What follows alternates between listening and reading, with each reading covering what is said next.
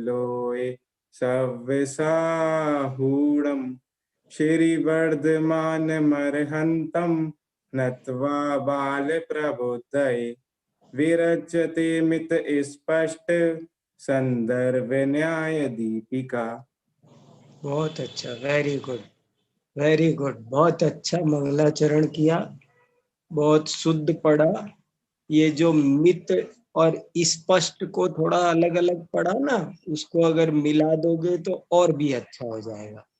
विरच्यते मित स्पष्ट, मित स्पष्ट बोलते हैं ना तो एक मात्रा बढ़ जाती है, और मिला दोगे मित स्पष्ट तो बिल्कुल और भी अच्छा हो जाएगा। बहुत अच्छा, बहुत ही बढ़िया मंगलाचरण किया।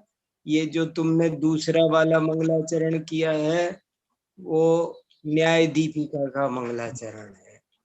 सबको पता रहना चाहिए, सब नए बच्चे हैं, खासकर जो उपाध्याय कनिष्ठ के बच्चे हैं वो तो एकदम नए हैं। उनको तो अभी आए अभी 1 महीना हुआ होगा मुश्किल से। तो इसलिए सब लोगों को मैं एक बात ये कहना चाहता हूँ कि जो चीज अपन पढ़ेंगे वो थोड़ी सी कठिन है, इसलिए नहीं भी समझ में आए तो आप शर्म संकोच मत करना, हमको प्रश्न पूछ लेना।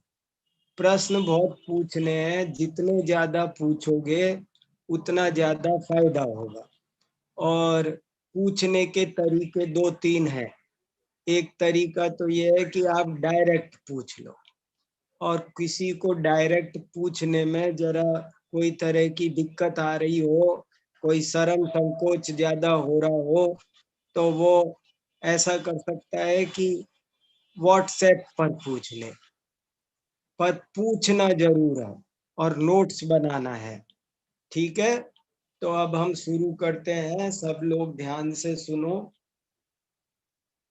देखो अब हम पूरे हफ्तों तक ये पढ़ेंगे, प्रमाण का स्वरूप एवं भेद प्रभेद। हमारी कक्षा का हेडिंग क्या है? प्रमाण का स्वरूप एवं भेद प्रभेद। ये मैं पूछूंगा आपसे, आप प्रश्न नहीं पूछोगे तो मैं पूछूंगा। प्रमाण का स्वरूप एवं भेद प्रभेद। एक बात तो ये, प्रश्न एक हो गया, हम क्या पढ़ेंगे 7 दिन तक? तो उसका उत्तर है हम पढ़ेंगे प्रमाण का स्वरूप एवं भेद प्रभेद। प्रश्न नंबर 2, किसके आधार से पढ़ेंगे? किसके आधार से पढ़ेंगे? और उसका उत्तर है हम 3 ग्रंथों के आधार से पढ़ेंगे। 3 ग्रंथों के नाम है तत्वार्थ सूत्र, न्याय दीपिका और परीक्षा मुख सूत्र। नोट कर लिया?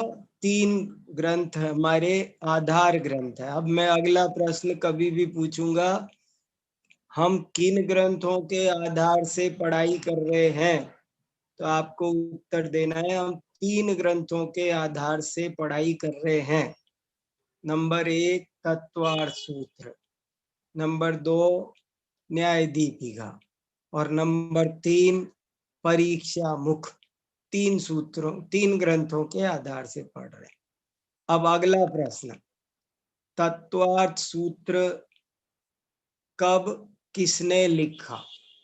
अब तीनों ग्रंथों के बारे में एक एक लाइन में तीनों का परिचय होना चाहिए। तो आपको उत्तर देना है तत्वार्थ सूत्र आज से 2000 वर्ष पहले आचार्य उमा स्वामी ने लिखा। इसके अलावा कुछ बता दो तो ठीक, पर इतना तो बताना जरूरी है। आप और भी कुछ बता सकते हो। ये संस्कृत भाषा का महान सूत्र ग्रंथ है, पर इस पर बहुत टीकाएं मिलती है, पर नहीं बताओ तो मत बताओ, इतना बताना जरूरी है कि पहला ग्रंथ क्या है, तत्वार्थ सूत्र। तो इसकी रचना आज से 2000 वर्ष पहले उमा स्वामी आचार्य ने की है। दूसरा प्रश्न, परीक्षा मुख कब किसने लिखा है? पक्का रहना चाहिए बिल्कुल, यही प्रश्न परीक्षा में आएंगे। आपकी जो परीक्षा होगी उसमें भी यही प्रश्न आएंगे। परीक्षा मुख कब किसने लिखा है? तो आपको उत्तर देना है, परीक्षा मुख आज से करीब 1100 वर्ष पहले आचार्य माणिक्य नंदी ने लिखा है। माणिक्य नंदी, ये इतना उत्तर जरूर आना चाहिए सबको। तीसरा प्रश्न, न्याय दीपिका कब किसने लिखा है? तीनों के बारे में 3 प्रश्न हो गए। तो इसका उत्तर है, न्याय दीपिका आज से लगभग 500 वर्ष पहले आचार्य अभिनव धर्मभूषण यति ने लिखा है। ये 3 प्रश्न 3 ग्रंथों के बारे में हो गए। ठीक है, अब आपको ये पता चल गया कि सबसे पहले तो तत्वार्थ सूत्र लिखा गया था, उसके बाद परीक्षा मुख लिखा गया, और उसके बाद मैंने 2000 वर्ष पहले तो लिखा तत्वार्थ सूत्र, 1000 पहले लिखा परीक्षा मुख सूत्र, और 500 वर्ष पहले लिखा न्याय दीपिका। 3 ग्रंथ हो गए। और इन तीनों में थोड़ा सा प्रमाण का स्वरूप और भेद प्रभेद समझाया है, तो हम उन सब के आधार से पढ़ेंगे। तो देखो, अब तत्वार्थ सूत्र में से क्या लिखा है? तत्वार्थ सूत्र में न्याय की क्या बात लिखी है? आचार्य का नाम बताए, न्याय दीपिका के आचार्य का नाम फिर सुनो। न्याय दीपिका के लेखक का नाम है धर्मभूषण, ये आचार्य का नाम है धर्मभूषण, लेकिन उनको विशेषण लगाते हैं अभिनव। अभिनव माने नए, अभिनव माने न्यू, नए। और क्यों लगाते हैं? क्योंकि धर्मभूषण नाम के और भी कई आचार्य हुए हैं। जैसे एक क्लास में कई बच्चे हो ना एक ही नाम के, तो हम उनके आगे कुछ पहचान के लिए लगाते हैं, गांव का, पिताजी का कोई कोई नाम। तो धर्मभूषण आचार्य के साथ में नाम लगाया अभिनव धर्मभूषण, और वो यति थे, ये बताने के लिए कोई बहुत बड़े आचार्य नहीं थे, इसलिए उनके आगे यति लगाए। अपन आचार्य बोल देते हैं, पर धर्मभूषण आचार्य नहीं थे, वे तो यति थे। तो अभिनव धर्मभूषण यति उनका नाम है। 3 इनके लेखक। अब चलो, अब प्रश्न, अगला प्रश्न सुनो। तत्वार्थ सूत्र में प्रमाण के बारे में क्या कहा है? तो आपको बताना है, तत्वार्थ सूत्र के बारे में, प्रमाण के बारे में ये कहा है कि मति श्रुतावधि मने पर्यय केवलानि ज्ञानम तत्प्रमाणे आद्ये परोक्षम प्रत्यक्ष मन्यत। ये 4 सूत्र बहुत खास है। 4 सूत्र हो गए, फिर सुनो। पहला, मति श्रुतावधि मने पर्यय केवलानि ज्ञानम। पहले अध्याय में आते हैं ये चारों सूत्र, मति श्रुतावधि मने पर्यय केवलानि ज्ञानम। और दूसरा सूत्र है तत्प्रमाणे। तत्प्रमाणे माने वे प्रमाण है, ज्ञान ही प्रमाण है। और फिर कहा आद्ये परोक्षम, और फिर कहा प्रत्यक्षम अन्यत, कि आद्य, आद्य शब्द का क्या मीनिंग है, याद रखना, भूलना नहीं। आद्य, आद्य का मतलब है शुरू के दो। जैसे संस्कृत आपने पढ़ी है, जैसे फलम फले फलानी होता है ना, तो फले माने द्विवचन, ऐसे ही आद्यम आद्य आद्यानी, आद्य माने शुरू के दो, शुरू के दो ज्ञान है वो आद्य परोक्षम, शुरू के दो ज्ञान परोक्ष है। और प्रत्यक्ष मन्यत, प्रत्यक्ष मन्यत माने क्या हो गया, प्रत्यक्षम अन्यत। अब ये जो नए बच्चे हैं और किसी ने भी अगर ये चीजें नहीं देखी हो तो आप जरूर देख लेना, तत्वार्थ सूत्र उठा के देखना, और तत्वार्थ सूत्र में ये 4 सूत्र याद रखना। हाँ, संयम कुछ पूछना चाह रहे हो तो बोलो, कोई प्रश्न पूछना चाह रहे हैं, 2-3 हैंड रेज हुए हैं, किसी को कुछ पूछना है तो पूछो। भाई साहब ये आधे परोक्षम एक बार और बता दीजिए। हाँ, आद्य परोक्षम, इसका मतलब है शुरू के दो ज्ञान परोक्ष प्रमाण कहलाते हैं। 5 ज्ञान और बताए ये ना, मति ज्ञान, श्रुत ज्ञान, अवधि ज्ञान, मनैपर्य ज्ञान, केवल ज्ञान। आप सब लोग याद रखो, जैन दर्शन में कितने ज्ञान माने हैं, 5। मति ज्ञान, श्रुत ज्ञान, अवधि ज्ञान, मनैपर्य ज्ञान और केवल ज्ञान, 5 ज्ञान होते हैं ये। सबको इसका नाम याद रहना चाहिए। पूछेंगे हम ज्ञान कितने हैं, उनके नाम बताओ, और अभी आपसे ये भी पूछेंगे इनका मतलब बताओ, तो मैं अभी आपको बाद में बताना पड़ेगा, मैं अभी बता देता हूँ, 2-3 मिनट लगेगा, लेकिन अभी सुन लो। देखो, मति ज्ञान क्या होता है, जो उपाध्याय वरिष्ठ के हैं वो तो जानते होंगे, लेकिन कनिष्ठ में कोई जो नए बच्चे आए हैं वो नहीं जानते होंगे, तो एक दफे 5 ज्ञान तुम बच्चे सब बिल्कुल क्लियर समझ लो, और कोई डाउट हो तो मेरे से पूछना। देखो सुनो, मति ज्ञान का मतलब होता है जो हमको इंद्रियों से जो ज्ञान होता है वो मति ज्ञान है। सिंपल बता रहा हूं मैं, एकदम ज्यादा टेक्निकल और कठिन नहीं, आपको मोटा मोटा पकड़ में। हमको जो कुछ आंखों से दिखाई देता है, कानों से सुनाई देता है, इंद्रियों से जो ज्ञान होता है उसका नाम है मति ज्ञान। और मति ज्ञान के बारे में जो विशेष ज्ञान होता है, किसी से सुनकर पढ़कर, उसका नाम है श्रुत ज्ञान। और अवधि, देखो एक उदाहरण दे देता हूं तो समझ में आ जाएगा। जैसे समझो ये मेरे सामने घड़ी रखी है, ये तो ये जो मैंने देखा, तो ये जो घड़ी देखा ये तो हुआ मति ज्ञान। और ओ, ये तो घड़ी है और ये टाइम दिखाने के काम आती है, ऐसे जो मुझे पता है घड़ी के बारे में वो श्रुत ज्ञान है। जैसे समझो एक सेव फल देखा मैंने, तो सेव फल देखा वो मति ज्ञान है, और वो जो देखा ना बस उसका नाम मति ज्ञान है। लेकिन ये तो सेव फल है, ये तो कश्मीर में पैदा होता है, ये तो एक बहुत अच्छा फल है, हमको रोजाना एक जरूर खाना चाहिए।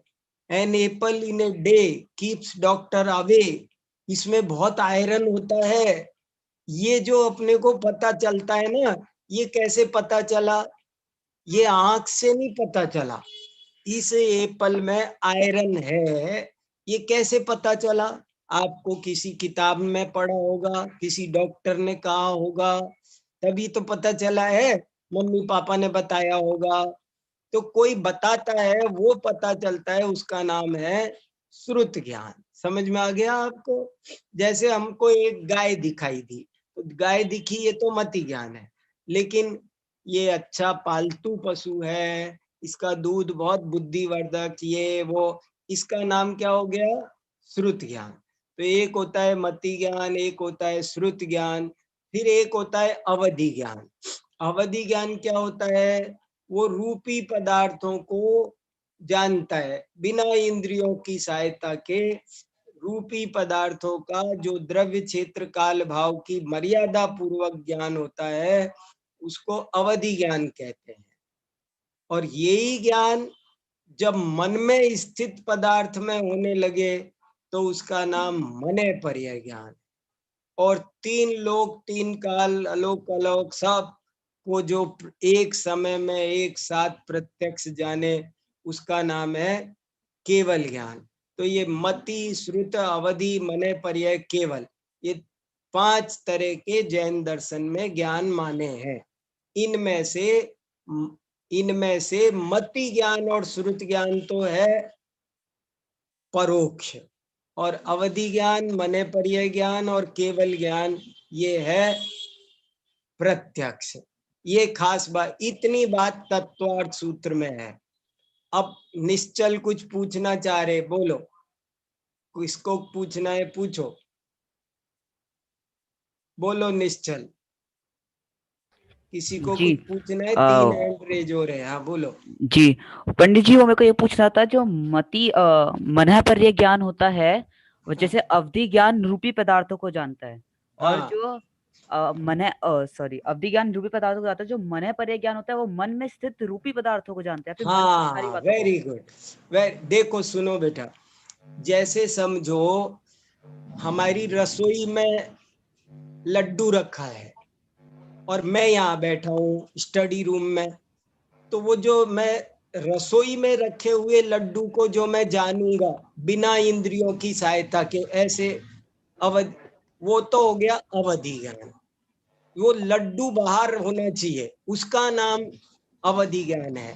और मने पर्य ज्ञान ये होगा कि तुम यहाँ क्लास में बैठे बैठे लड्डू सोच रहे हो, तुम्हारे मन में लड्डू है और मैंने तुमको देखकर जान लिया, अच्छा तुम्हारे मन में तो लड्डू है। तो ये जो मन में की बात को जाना उसका नाम है मने पर्य ज्ञान। समझ में आ गया? पंडित जी मुझे ये प्रश्न पूछना था, जैसे आपने हाँ, बताया मति ज्ञान के बाद श्रुत ज्ञान हुआ, तो सपोज जैसे मैंने गाय को देखा और मैंने पहली बार गाय को देखा, मुझे नहीं पता हाँ, कि ये पालतू पशु होता है, ये दूध देता है, तो हाँ, मुझे उसके संबंध में श्रुत ज्ञान कैसे होगा? और वेरी मति गुड। ज्ञान के बाद श्रुत ज्ञान होना कंपलसरी है या नहीं? नहीं है। मति ज्ञान नंबर एक, मति ज्ञान के बाद श्रुत ज्ञान होना कंपलसरी नहीं है। मति ज्ञान होके बात खत्म हो सकती है, पॉइंट नंबर 1। किसी किसी को मति ज्ञान के बाद श्रुत ज्ञान भी होता है। तो श्रुत ज्ञान होने के लिए एक तो कोई न कोई आप आगम, किसी गुरु, माता पिता, किसी की जरूरत होती है। जैसे मैंने बताया कि एप्पल में आयरन है, ये हमको कोई बताएगा तब हमें पता चलेगा। एक तो तब पता चलता है। दूसरा, हमें कभी कभी थोड़ी सी बातें कुछ अपने पूर्व संस्कारों से पता चल जाती है। जैसे समझ लो हम अग्नि को देखा और अग्नि को देख करके हम उसकी तरफ, ओ भैया उधर जाएंगे तो जल जाएंगे। चींटी भी अगर मिश्री की डली और नमक की डली दोनों रखी हो, देखो एक बहुत बढ़िया बात सुनो, जैसे एक जगह पर मिश्री की डली भी रखी है और नमक की भी रखी है, अब चींटी चली तो उसको दिखाई तो दोनों सेम दे रहा है, दोनों सेम दिखाई दे रही है, वो भी सफेद है, वो भी सफेद है, वो भी वैसे उतनी बड़ी है। लेकिन चींटी भी ये जान जाती है कि ये तो नमक वाली है ना, ये नहीं खाना, अपने को मिश्री वाली खानी है, तो ये वाली खानी है, ये नहीं खानी, इधर मत जाओ इधर जाओ, पानी पड़ा हो तो पानी की तरफ नहीं जाएगी। इसका मतलब है उसको भी श्रुत ज्ञान होता है। तो समझ में, श्रुत ज्ञान के 2 कारण हैं, पर श्रुत ज्ञान किसी को हो ये जरूरी नहीं है। ठीक तो हो फिर गया? ये किस अपेक्षा से कहा जाता है कि सभी संसारी जीव मतलब मति ज्ञान और श्रुत ज्ञान होगा ही होगा, तो मतलब नहीं, दोनों? हाँ वेरी गुड। वो किसी न किसी विषय में तो श्रुत ज्ञान होता ही है ना सबको, किसी न किसी। जैसे मैंने आपको बताया ना, एक चींटी को भी श्रुत ज्ञान है। वो कैसे है कि वो भी ये जानती है कि ओ इधर नहीं जाना, इधर आ गए, इधर नहीं जाना पानी है, इधर नहीं जाना नमक है।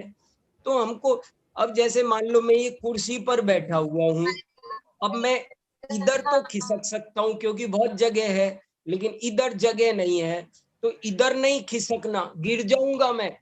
ये मुझे कैसे पता है? ये अपने पूर्व संस्कारों से पता है। इसलिए किसी न किसी मामले में मति ज्ञान, श्रुति ज्ञान, पेड़ पौधे को भी होता है। छुई मुई का पेड़ होता है ना, उसके तुम उंगली लगाओ तो वो डरता है, इसका मतलब है उसको श्रुत ज्ञान है। छुई मुई के पौधे को भी डर लगता है, तो डर क्यों लगता है? श्रुत ज्ञान के कारण, कि ये अरे यहाँ ये हाथ लगा रहा है, कुछ गड़बड़ करेगा। समझ में आ गया? मति ज्ञान और श्रुत ज्ञान सब जीवों के है, लेकिन हर टॉपिक में दोनों हो ये जरूरी नहीं है। कोई कोई जगह मति ज्ञान होकर के खत्म हो जाता है, कोई कोई जगह श्रुत ज्ञान भी होता है। पंडित जी एक बार मना पर्याय बता दीजिए प्लीज। हाँ, मने पर्याय ज्ञान का मतलब ये समझो कि जब मैं इंद्रियों की सहायता नहीं लूं, बिना इंद्रियों की सहायता के किसी के मन में स्थित रूपी पदार्थ को जब मैं जान लूं, तो उसका नाम है मने पर्याय ज्ञान। इतना सा पक्का याद रखो, दूसरे के मन में स्थित रूपी पदार्थ को, रूपी होना चाहिए। देखो, अगर मैं आत्मा का ध्यान कर रहा हूं, अरूपी आत्मा का, तो मने पर्याय ज्ञान नहीं जानेगा। लेकिन अगर मैं, मेरे दिमाग में कोई हलवा पूड़ी कोई चीज चल रही है, मेरे को क्रिकेट खेलना पसंद है, तो क्रिकेट चल रहा है अगर मेरे दिमाग में, तो मुझे है ना, वो मुझे लगे ओहो अच्छा ऋषभ पंत, तो वो जो ऋषभ पंत समझ में आया, विराट कोहली, तो ये जो विराट कोहली दिखा वो क्या हो गया? रूपी। वह रूपी अर्थात क्या? रूपी का मतलब है पुद्गल। रूपी माने पुद्गल, जिसमें स्पर्श रस गंध वर्ण पाए जाएं, उसको रूपी कहते हैं। दुनिया में दो तरह के पदार्थ हैं, रूपी और अरूपी। आत्मा अरूपी है, लेकिन पुद्गल रूपी है। धर्म द्रव्य, अधर्म द्रव्य, आकाश द्रव्य, काल द्रव्य सब अरूपी है, केवल पुद्गल द्रव्य रूपी है। और किसी को कुछ पूछना है?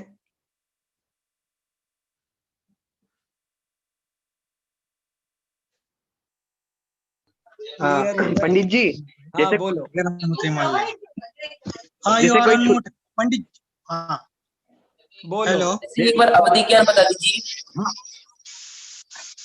बोलो। जो अपने, हाँ हाँ, जो मति श्रुत ज्ञानधारी जो सब संसारी जीव है, सोदनी हाँ पंचेंद्रिय पर्याप्त, हाँ वो आत्मा का अनुभव, हाँ आत्मानुभव करते टाइम वो मति श्रुत ज्ञान परोक्ष ही रहता है या प्रत्यक्ष होता है? परोक्ष ही रहता है, तो प्रत्यक्ष नहीं। आत्मानुभूति, सुनो सुनो आत्मानुभूति परोक्ष होती है। हाँ सुनो, आत्मा का अनुभव भी जो होता है सम्यक दृष्टि जीव को, जो केवल ज्ञानी है वो तो आत्मा को प्रत्यक्ष जानते हैं, लेकिन जो बाकी हम आप संसारी प्राणी हैं, वे सब जब आत्मा का अनुभव करते हैं तो वो मति ज्ञान श्रुत ज्ञान से ही करते हैं।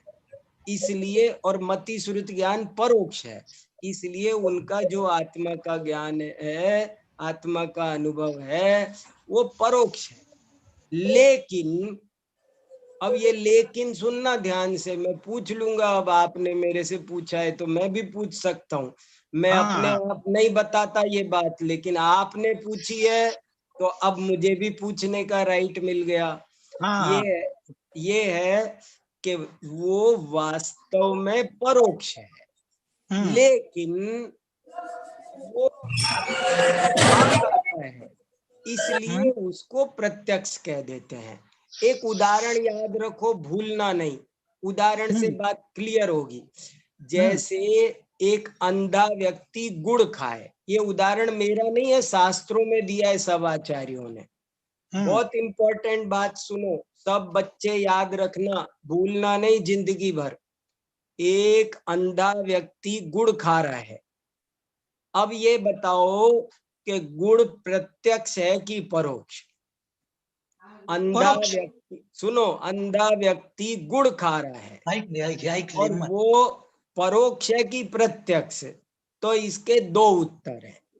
उसको दिख नहीं रहा है गुड़, उसको गुड़ दिखता नहीं है आंखों से, इसलिए गुड़ परोक्ष है। लेकिन वो चख रहा है, उसको स्वाद बिल्कुल क्लियर आ रहा है जैसा हमको तुमको आता है। किताब में से पढ़ के गुड़ नहीं जाना है उसने, वो कोई यूट्यूब पर नहीं देख रहा है, खुद खा रहा है। देखो गुड़ का स्वाद कैसा है, ये किताब से भी जान सकते हैं, किसी से पूछ भी सकते हैं, मम्मी बता देगी कैसा लगता है, किसी यूट्यूब पर देख सकते हैं, गूगल पर उसके बारे में लिखा होगा। ये सब तो है परोक्ष। लेकिन वो तो स्वयं चख रहा है अपनी जबान से, इसलिए वो बोलेगा मैं खुद चख रहा हूं प्रत्यक्ष। तो गुड़ को अब समझो, गुड़ का स्वाद जो अंधा ले रहा है वो आंखों की अपेक्षा से परोक्ष है, लेकिन टेस्ट की अपेक्षा, स्वाद की अपेक्षा प्रत्यक्ष कहा जाता है। उसी तरह आत्मा का अनुभव वास्तव में परोक्ष है, लेकिन वो चखने में आता है, उसका आनंद आता है हमको, इसलिए उसको अनुभव प्रत्यक्ष ऐसा कहते हैं। अनुभव प्रत्यक्ष, स्वानुभव प्रत्यक्ष, समझ में आ गया? आगम में स्वसन्मुख जो लिखा जाता है, हाँ स्वसन्मुख अनुभव, हाँ वो प्रत्यक्ष कई जगह लिखा है। बताया ना आपको कि जब लिखा हो तो उसका मतलब समझना कि वो किस अपेक्षा प्रत्यक्ष कह दिया उसको। हाँ। अब जैसे आपको मैं दिखाई दे रहा हूं कि नहीं? हाँ। तो अब मैं प्रत्यक्ष दिख रहा हूं कि परोक्ष? आप मुझको देख रहे हो, आप मुझको देख रहे हो, प्रत्यक्ष देख रहे हो कि परोक्ष? दोनों बातें सही है ना? परोक्ष। आप कैसे आप ये भी कह सकते हो हम प्रत्यक्ष देख रहे हैं, लाइव पढ़ रहे हैं, दिखाई दे रहे हैं गुरुजी।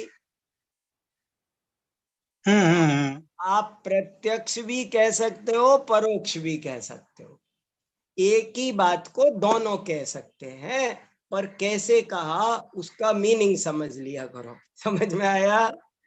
हाँ, जय जितेंद्र भाई साहब। बहुत बढ़िया। और किसी को कुछ पूछना है?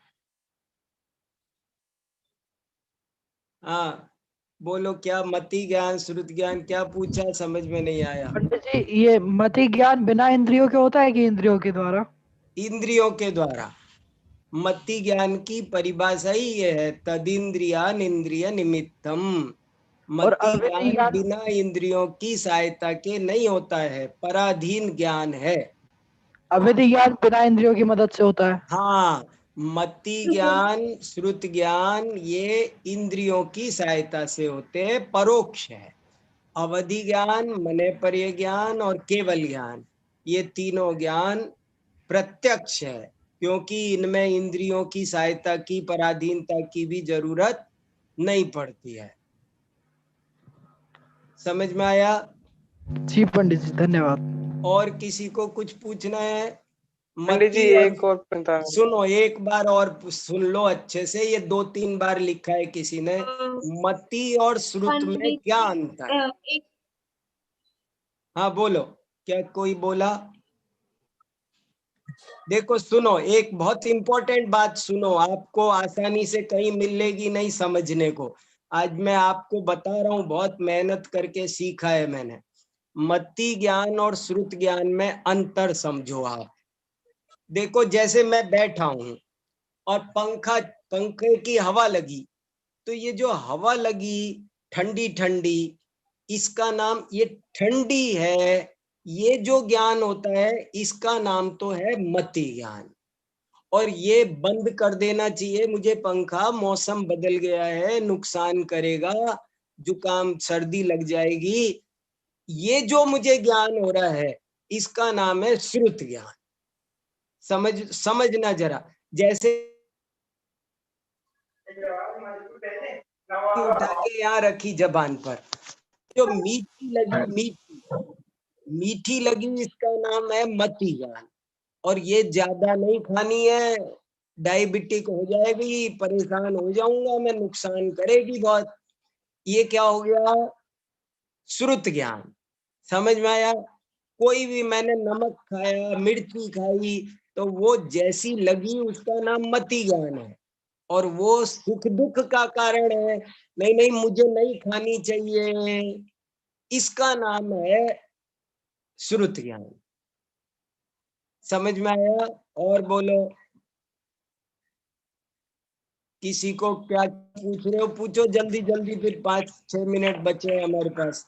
पंडित जी, आपने बताया था प्रत्यक्ष मनियत, इसका अर्थ में आपने क्या बोला था? हाँ, कि बाकी के ज्ञान प्रत्यक्ष हैं, शुरू के दो ज्ञान आद्य परोक्षम, अर्थात शुरू के दो ज्ञान परोक्ष हैं। प्रत्यक्ष मन्यत, बाकी के सारे ज्ञान प्रत्यक्ष हैं। तत्वार्थ सूत्र के 4 सूत्र पढ़ा दिए मैंने आपको। मति श्रुतावधि मने पर्यय केवलानि ज्ञानम तत्प्रमाणे आद्य परोक्षम प्रत्यक्ष मन्यत। ये याद रखना, मैं पूछूंगा कल। 4 सूत्र पढ़ा दिए मैंने आपको, और इन 4 सूत्रों का हिंदी अर्थ बता दिया। मति ज्ञान, श्रुत ज्ञान, अवधि ज्ञान, मने पर्यय ज्ञान और केवल ज्ञान, ये 5 प्रकार का ज्ञान होता है, और ये ज्ञान ही प्रमाण है। तत्प्रमाणे का क्या हिंदी में अर्थ होगा? कि ये ज्ञान ही प्रमाण है, और ये इनमें से शुरू के 2 यानी कि मति ज्ञान और श्रुत ज्ञान तो परोक्ष प्रमाण है, और बाकी के 3 यानी कि अवधि ज्ञान, मने पर्यय ज्ञान और केवल ज्ञान, वो प्रत्यक्ष प्रमाण है।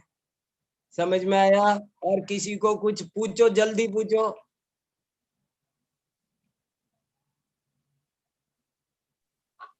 भाई साहब मुझे पूछना था, एक प्रश्न ये आया है कि क्या श्रुत ज्ञान मति पूर्वक ही होता है? हाँ, बिना मति ज्ञान के श्रुत ज्ञान नहीं होगा। चलो हाँ, पूछो आगे। जैसे आपने बताया कि जो पर्याय ज्ञान है, तो वो रूपी पदार्थों जो मन में होते हैं उनकी होता है, रूपी पदार्थ जो अपने मन में होते हैं, हाँ, तो वो अपन को होता है। अब क्या वो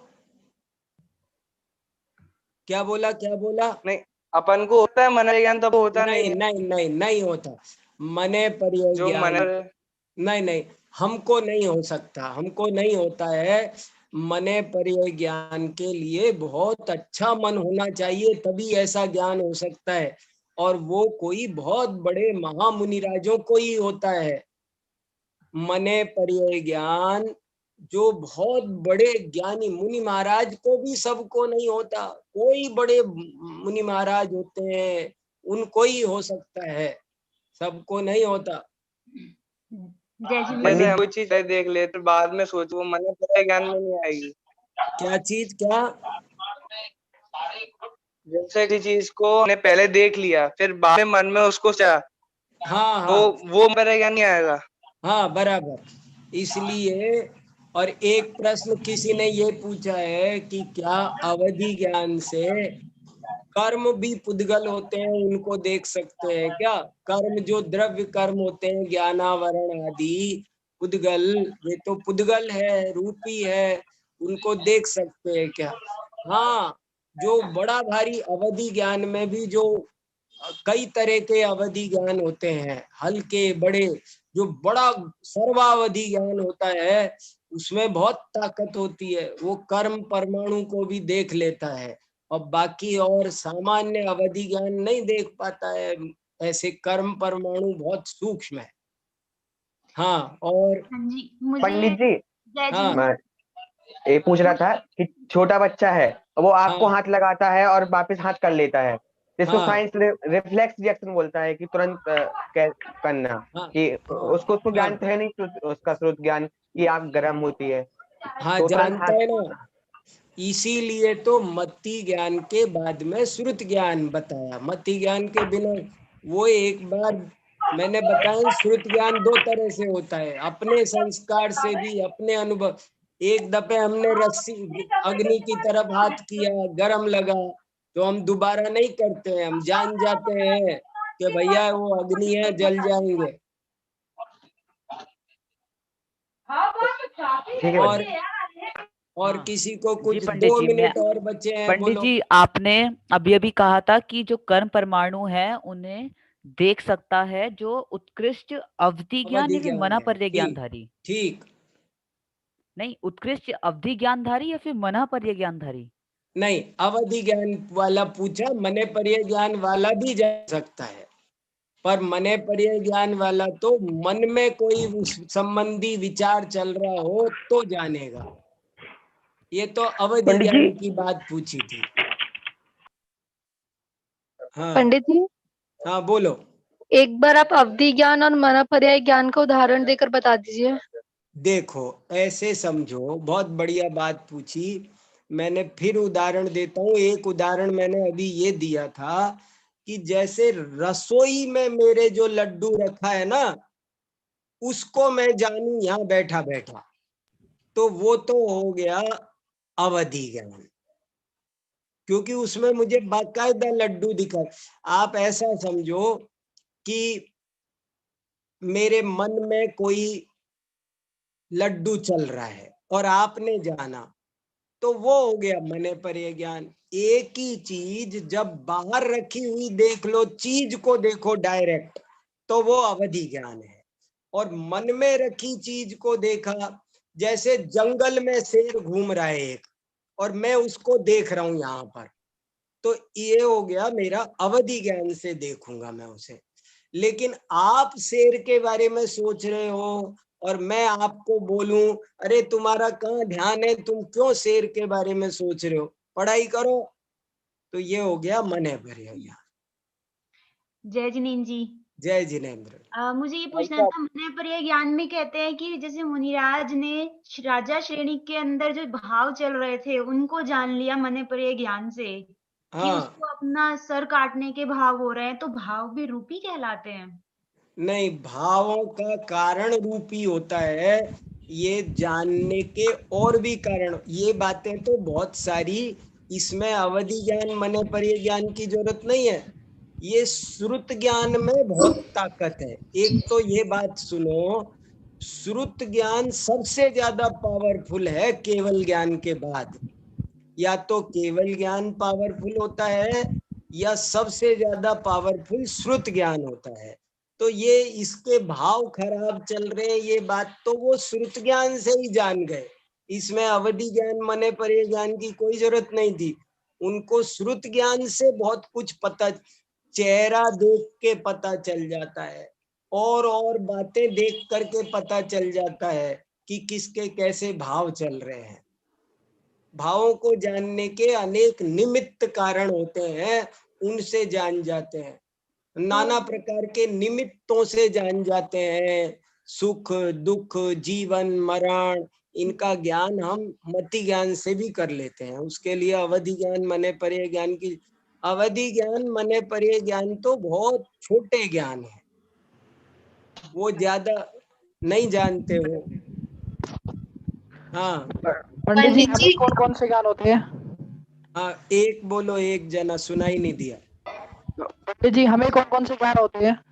हमको मति ज्ञान और श्रुत ज्ञान है। दो ही ज्ञान है मेरा हमारे पास में, अवधि ज्ञान, मनेपर्य ज्ञान, केवल ज्ञान, तीनों नहीं है। भाई साहब, जो आत्मानुभूति जाति स्मरण ज्ञान होता है वो क्या होता है? किनको जाति क्या? स्मरण। जाति स्मरण ज्ञान भी मति ज्ञान श्रुत ज्ञान का ही भेद है। उसके लिए अलग से पुरुषार्थ चाहिए होता है या अपने आप हो जाता है? दोनों तरह का होता है, अपने आप भी होता है, पुरुषार्थ से भी होता है, साधना से भी होता है, और अपने आप भी ऐसा कोई गॉड गिफ्ट होता है। बहुत सारे ज्ञान भी, जैसे कोई ग्रहण पड़ेगा, ये होगा, वो होगा, वो ये सब बातें भी हमको, अरे ऐसे ही किताबों से ये खा लो तो पीलिया हो जाए, इसके तो कोई व्यक्ति तंबाकू खा रहा है तो जान जाते हैं ओ भैया कैंसर हो जाएगा। तो ये सब तो हमको मेडिकल से, श्रुत ज्ञान से, हमने किताबें पढ़ पढ़ के भी तो जान लेते हैं हम कि ऐसा सपना आया, ऐसा ये हुआ, ये तारा दिखे तो ये होगा, ये सब श्रुत ज्ञान है। श्रुत ज्ञान सबसे ज्यादा पावरफुल होता है। आप लोग आज इस बारे में, अभी समय हो गया हमारा, तो आप लोग आज थोड़ा सा और पढ़ लो, और ये 5 ज्ञान को जानना समझना बहुत जरूरी है। हम कल भी इसकी थोड़ी सी बात करेंगे। आपके मन में कोई भी प्रश्न हो तो पूछ लेना। पंडित जी एक प्रश्न है हाँ, कि जैसे हमने बोला कि आत्मा का अनुभव वास्तव में परोक्ष ही होता है, तो उसे परोक्ष क्यों कहा? क्योंकि वो ना तो इंद्रिय मन की सहायता से हो रहा है, तो इसलिए मति ज्ञान नहीं है, और इंद्रिय मन की सहायता हाँ, से नहीं हो रहा, मति ज्ञान नहीं है, तो वो इसलिए शुद्ध ज्ञान भी नहीं है, तो परोक्ष क्यों कहा? Very good. इसलिए कहा कि वो तो इंद्रिय मन की सहायता से ही हो रहा है। मन भी है ना, इंद्रिय मन की सहायता से ही हो रहा है, वो बिना उसके नहीं हो रहा है। वो भले हमको डायरेक्ट इंद्रियां अप्रोच करती नहीं दिखाई दे रही है, लेकिन मति ज्ञान की पूरी परिभाषा है जो इंद्रिय और मन की सहायता से होता हो। इसलिए जो आत्मा का अनुभव होता है वो मन जनित कहा है, उसको मन से होता है, वो भाव मन काम करता है वहां पर, इसलिए वो मति ज्ञान ही है। और आगम का आधार होता है, इसलिए श्रुत ज्ञान ही है वो। समझ में आया?